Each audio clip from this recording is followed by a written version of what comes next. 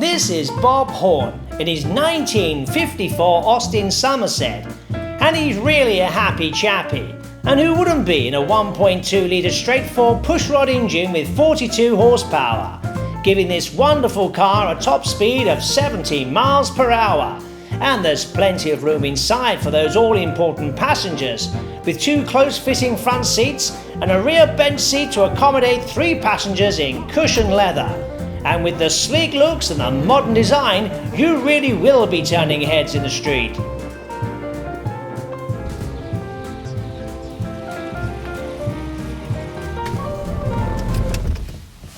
Hello Bob, how are you? Hello Adam, not too bad, thank you. This is a lovely A40 Somerset from 1954. Yeah. Should we turn this whole thing into colour? Can you push the colour knob for us?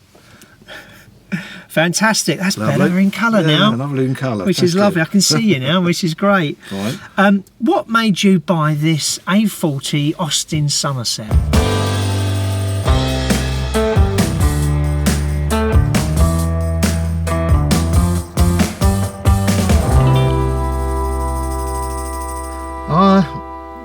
After my partner was ill and passed away, I thought I'd go and get another car, an old car. My father had one of these, and I learned to drive in it actually. And yeah, that's really one of the reasons why I wanted to get another one, because it is a memory. Yeah. And yeah, there's lots. I mean, I love old cars, but this is just one that sticks in my mind. Yeah. So yeah, from that point of view, it does bring back memories. You know, my mum and dad have passed, my young brother has gone now, so they're all memories of all them. And you've got a picture here of your partner in the front on the dash as well. Christine, yeah. Which is lovely. Yeah, that is when we first met actually, yeah. And you've got the name of her written in the window. Yeah. Quarters here, which is really lovely as well. She paid for the car for me, so that's one of the reasons. I'll never get rid of it for that reason as well. But what's nice about this car though is the memories that you've got going on. I've got this lovely photograph here. Can you explain what yeah, this that was my dad's one. He bought that I think in about 1960, so that probably, I think that was a 54 as well. And actually it belonged to the managing director of Co-op. Right. And he bought it from them. It was chauffeur driven at the time when he bought it. And we went on holidays to Devon, Cornwall, everywhere in it. He used to take me out in this to get used to the column change. Yeah, you've got used to it now. Yeah, they are a work of art. Yeah. Even in the handbook that you get when you buy it brand new, it tells you if you don't get it in gear first time, keep trying it. And that's when you bought it brand new. Yeah, right, okay. And yes, they can be a work of art. I have put it in reverse instead of second sometimes. But no, but once you get used to them, if you respect it, like everything, you just get used to it. It's the same with the power steering, once you get used to it, I think it's roughly about 300 of these left, of the Somersets. Not all are on the road, a lot are sold. The Devons is less than that. There's not, I suppose overall with all of them, there's probably not even 1,000 left. Yeah, right, so, okay. But these particular ones, there's more of these left than there are the Devons. Right, that's there's interesting. more Somersets left. I know 3 people who are restoring these actually, locally. So. And the interior is the original, isn't it? You haven't messed about with this, and it's nice. It's got that kind of feel about it.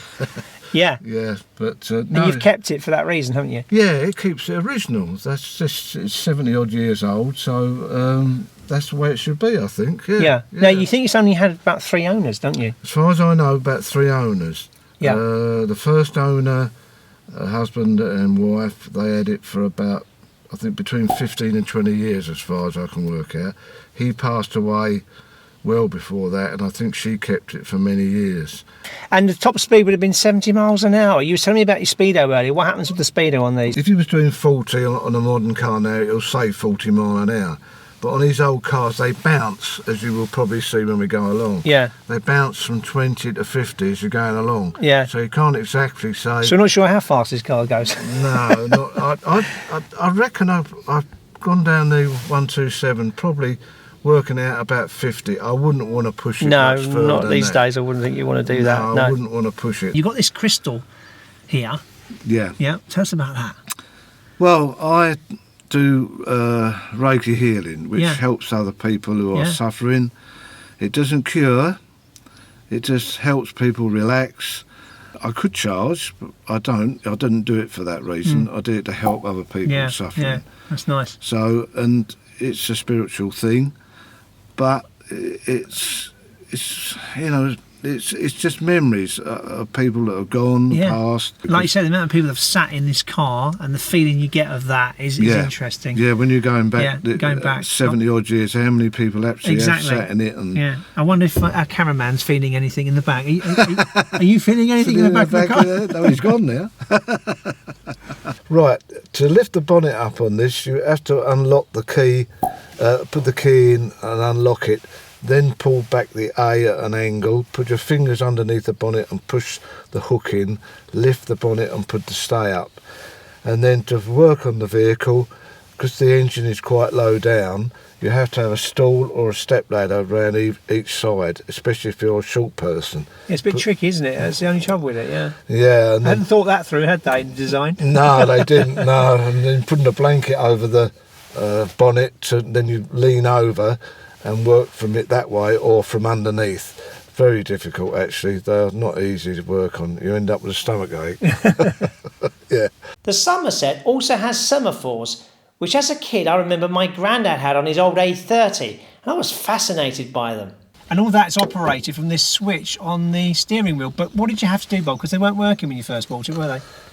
No, they were sticking. They do stick in there, and you have to put a little drop of oil on there on a brush, a little paint brush, and just put a little drop of oil at the top. Otherwise, they do stick. You have to do it regular every week. Otherwise, you have to do that to knock them out. What a fantastic way of doing it. Yeah. So, join us next time down at the Barns, and don't forget to like, comment and subscribe.